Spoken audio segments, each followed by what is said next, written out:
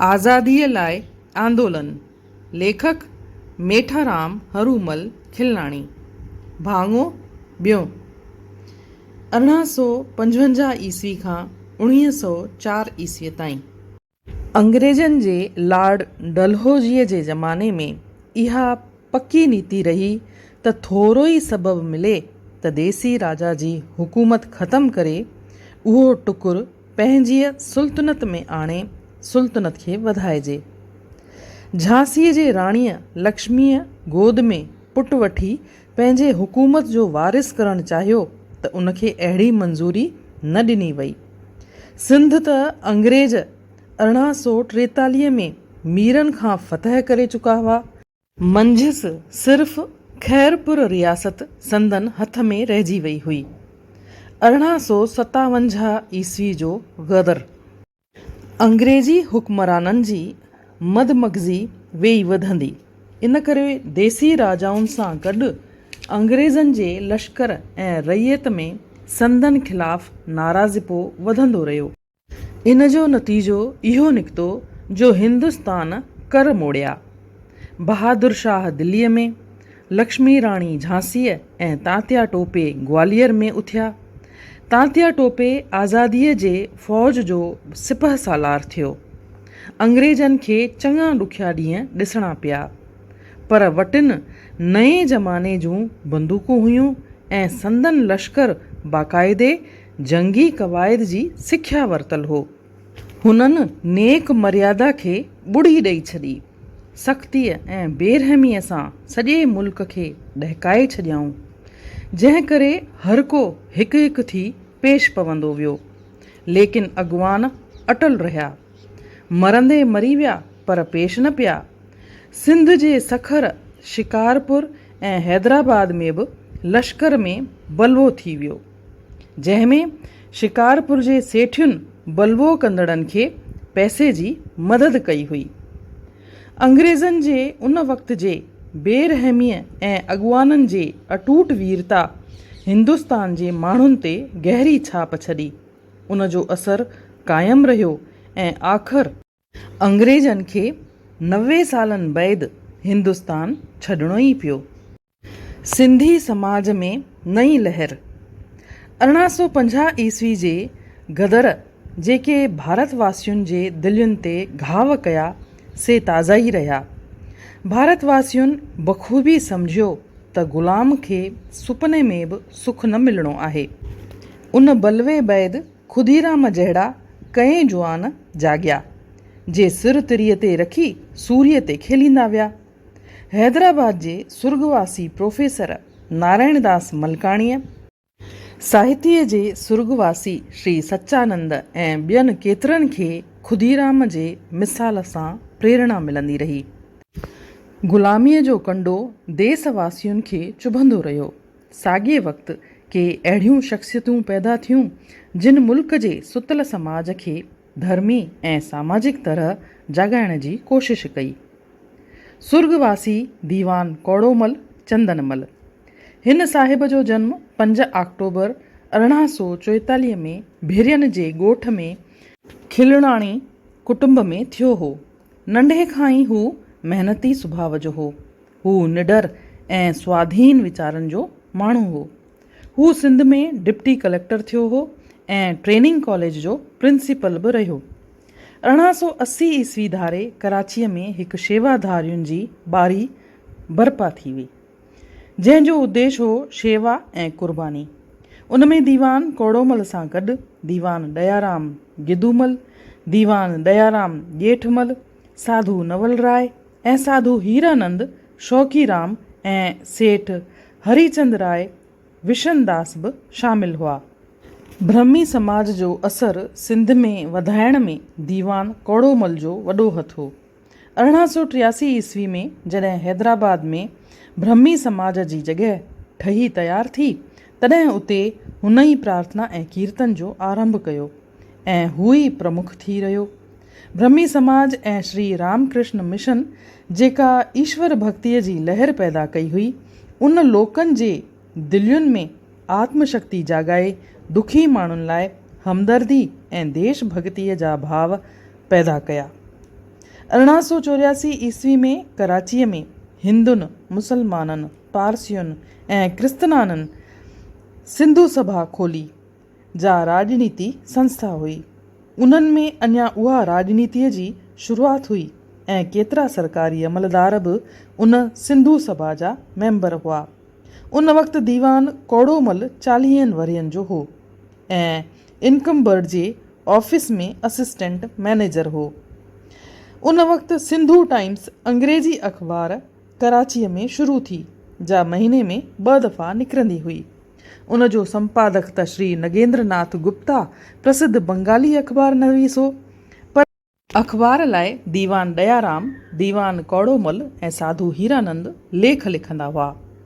Sindhu times अख़बार 20 May 1884 ईस्वी वारे पर्चे में अंग्रेज़ी राज जे ज़िल्लत बाबति हीअं लिखियो हो: नादिर शाह हिंदुस्तान जी लुट ऐं फुरमार हिकु दफ़ो कई, पर अंग्रेजी सरकार त लाॻीती फुर लुट लॻाए वेठी आहे ऐं हिंदुस्तान खे कंगाल बणाए छॾियो अथसि। हीअ धारी सरकार हर साल 4.5 करोड़ पाउंड मुल्क मां ॿोहारे रही आहे ऐं भारत वर्ष जो खून चूसे मौत में घेड़ण वारी रही आहे। अंग्रेज़नि खे यकदम पंहिंजा पेर कढी वञणु घुर्जनि। साधू हीरानंद उन वक़्तु घणो तणो सिंधी हफ़्तेवार सिंधु सुधार अख़बार छपण में रुधल रहंदो हो। उहा अख़बार बि सिंधु सभा जी हुई ऐं सिंधु टाइम्स जे प्रेस में छपबी हुई। ब्रह्मी समाज, प्रार्थना समाज ऐं आर्य समाज जे ज़रिए जेका समाज सुधार जी हलचल हली, उन में राजनीति अंश बि काफ़ी मात्रा में हुआ। नवाबशाह ज़िले जा आगाटा कमु कंदड़ दीवान कोड़ोमल ऐं श्री तोलाराम बालाणी ब्रह्मी समाज जी पैदाइश हुआ। 1897 ईस्वी में पूने में प्लेग जी जेका ज़बरदस्त बीमारी पई, तंहिं में दीवान कोड़ोमल जान जी बाज़ी लॻाए बीमारनि जी शेवा कई। उन शेवा करे ई खेसि सरकार राय बहादुर जो खिताब ॾिनो हो। सखर में 1908 ईस्वी में सिंधु राजनीति ऐं पंगती कॉन्फ्रेंस शुरू थी। सा सर्वश्री कोड़ोमल ऐं सेठ हरचंद राय विशनदास जे सभापतिपणे हेठि थी। वरी जॾहिं 1913 ईस्वी में अखिल भारतीय क़ौमी पंगती कॉन्फ्रेंस लाइ सभापति मुक़ररु करण जो सुवाल उथियो त हिंदुस्तान जे घणनि कमु कंदड़नि दीवान कोड़ोमल जी सिफ़ारिश कई। हुननि जो राय हो त दीवान कोड़ोमल ई उन पद संभालण जे लाइक़ु हो, छाकाणि त सिंध में समाज सुधार हलचल में हुन 40 साल लगातार कमु कयो हो। हुन में सिंधी बिरादरीअ जे सभिनी फ़र्क़नि जो पूरो विश्वास हो ऐं अदबी खेत्रनि में त हुनखे ख़ासि जाइ हुई। उहा कॉन्फ्रेंस कराचीअ में थी ऐं सभापतिअ जो पद दीवान कोड़ोमल सींगारियो। उन वक़्तु सम्मेलन में पंहिंजी सदारती तक़रीर में चयो, अव्हांखे गौर करणु घुर्जे त हिन समाज सुधार हलचल जो आख़िर उद्देश्य छा आहे। उद्देश्य इहो ई आहे त इहा ॻाल्हि सम्झूं त समाज में हर शख़्स, पोइ हू नंढो आहे या वॾो, उन जो अणकथ मुल्ह आहे। हर इंसान भॻवान जे नज़र में अथाह ऐं अमूल्य महत्व रखे थो। इन करे जे असांखे क़ौम में अॾणो आहे त असांखे पंहिंजे अॻियां इहो उद्देश्य रखिणो आहे। अॼु उन उद्देश्य खे सिद्ध करण लाइ ॾखिण अफ्रीका में असांजा बहादुर भारतवासी ज़ालूं ऐं मर्द, नंढा ऐं वॾा, हिंदू ऐं मुसलमान कुल्हो कुल्हे में मिलाए उन क़ौमी उद्देश्य लाइ क़ुर्बानियूं करे रहिया आहिनि। यादि रहे त उन वक़्तु गांधी जी ॾखिण अफ्रीका में रहंदड़ भारतवासियुनि खे समान हक़ वठी ॾियण लाइ सत्याग्रह हलचल हलाए रहियो हो, जंहिंमें सभिनी जातियुनि जो हिंदवासी शरीक हुआ। तक़रीर में दीवान साहिब वधीक चयो त इंसान जे समानता ऐं हिक जहिड़ाईअ जो उसूल स्थापन करण लाइ अॼु हिते उत्तर ओभर, ओलह ऐं ॾखिण हिंदुस्तान मां एविज़ी अची कठा थिया आहियूं। दीवान साहिब जे मथीअ तक़रीर मां ज़ाहिर आहे त हिंदू सिंधू ऐं साहित्य में हिकु नई लहर उथी चुकी हुई। साहित्य में नई लहर आणण वारो दीवान साहिब ई हो। उन ई अंग्रेज़ तइलीम जी शुरूआति पंहिंजे ॻोठ भिरियनि सां कई। 1872 में अंग्रेज़ी स्कूल बर्पा कयाई, जो अॻिते हली हाई स्कूल थियो ऐं संदसि पुठियां कोड़ोमल चंदनमल अकेडमीअ जे नाले सां प्रसिद्ध थियो। उन बैदि ठारू शाह, नौशहरे, कंडियारे, हालाणी, बहलाणीअ में बि संदसि हमसफ़र साथियुनि अंग्रेज़ी स्कूल शुरू कया। साहित्य में छोकिरियुनि खे तइलीम ॾियण जी शुरूआति करण वारो बि दीवान साहिबु हो। पहिरीं कन्या पाठशाला संदसि सौट मोलूमल पेसूमल जे नाले सां भिरियनि में खुली हुई। दीवान साहिब जो देहांत संदसि ॻोठ भिरियनि में 16 दिसंबर 1916 ईस्वी में थियो। सारे ॻोठ में हड़ताल रही ऐं ॻोठ जा हिंदू मुसलमान संदसि काईअ सां गॾु मसाण में विया। राजनीति शनास। इन नमूने साहित्य में 19वीं सदीअ जे पछाड़ीअ में अंग्रेज़ी विद्या फहिलजंदी रही। तइलीम सां गॾु धार्मिक, सामाजिक ऐं राजनीति खेत्रनि में आंदोलन जेको सारे हिंदुस्तान में हलियो, उन जो असरु साहित्य ते बि थींदो रहियो। ख़ासि करे आर्य समाज जा 1875 ईस्वी में बर्पा थी हुई, तंहिं सिंध, पंजाब ऐं उत्तर प्रदेश में काफ़ी ज़ोर वरितो। आर्य समाज हलचल जो ख़ासि असरु साहित्य ते बि थियो।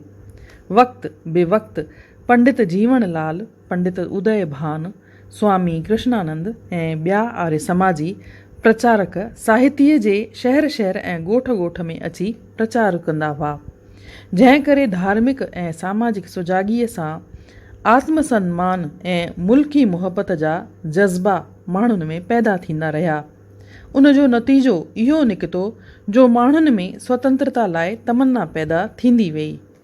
उन जो वॾो कारण इहो बि हो जो 1885 ईस्वी में कांग्रेस संस्था शुरू थी हुई, जंहिं पढ़ियल माण्हुनि में साहस पैदा कयो हो। हेॾां ऋषि दयानंद पंहिंजे धार्मिक प्रचार में जिते राजनीतिअ जी ॻाल्हि उथंदी हुई, उते पंहिंजो रायो बिना कंहिं हॿक जे ॾींदो हो त पंहिंजो राज पराए कहिड़े बि सुठे राज खां बहितर थींदो।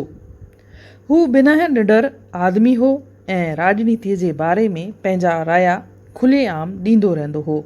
उन खां पोइ त्रिमूर्ति, लाल, पाल ऐं बाल सॼे मुल्क में आज़ादीअ लाइ ज़बरदस्त प्रचार कयो। साथ साथ 1887 में कराचीअ में सिंध कॉलेज शुरू थियण सां सिंध में पब्लिक जीवन जे अवाइली दौर जो आरंभ थी चुको हो। साॻिए साल में लोकल बोर्डनि ऐं किन म्यूनिसिपालिटियुनि में चूंडनि जे सिरिश्ते जी शुरूआति थी हुई। कराचीअ में जा सिंधु सभा शुरू थी हुई, उनखे मान्यता ॾिनी वेई ऐं उन सभा जा 2 एविज़ी कांग्रेस इज़लास लाइ सिंध मां एविज़ी करे खंया विया। 1895 ईस्वी खां सिंध में कॉन्फ्रेंसूं सॾाइण जो सिलसिलो शुरू थियो। 9 मुंबई प्रदेश कॉन्फ्रेंस पहिरियों दफ़ो 1895 में कराचीअ में थी। तंहिंखां पोइ सिंध प्रांतिक कॉन्फ्रेंसूं सॾाइण जे सिलसिले जो आरंभ थियो। कॉन्फ्रेंसूं सिंध जे मुख़्तलिफ़ शहरनि जीअं कराची, हैदराबाद, सखर, शिकारपुर ऐं लाड़काणे में साल बि साल थींदियूं रहियूं। उन्हनि कॉन्फ्रेंसुनि में सिंध जे मसइलनि ते वीचार कयो वेंदो हो ऐं ठहरावनि ज़रिए सरकार खां तक़ाज़ा कई वेंदी हुई त माण्हुनि जे ख़ासि घुर्जनि खे हल करण में मदद करे। इन नमूने भाङो ॿियों पूरो थियो। उमेद आहे पोरियो क़बूल थियो हूंदो। महिरबानी।